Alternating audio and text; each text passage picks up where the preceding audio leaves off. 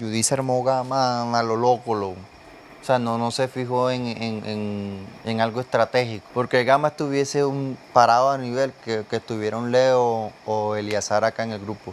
Pero Eleazar lo eligió Katiuska. Sí, Y Leo también eligió Katiuska. con una tina o una Yudisa vaina. te prefirió a ti que a un Leo. Y en parte tú eres mejor que Leo. Y tienes dinero. Entonces, obviamente, como Katiuska fue la primera, ella se robó todo. Ella fue la que revolcó todo. O sea, tú eres en competencia mejor que Leo. Pero ella fue la que Porque tú tienes más rapidez en aire, más rapidez en agua, más de pronto resistencia en tierra.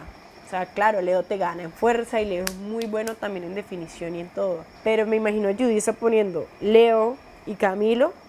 O sea, donde Katiuska no se hubiese robado a Zambrano, tú hubieses estado en Omega. Y estuviese ahí parchado. O sea, y estuviese literalmente luchando la semifinal.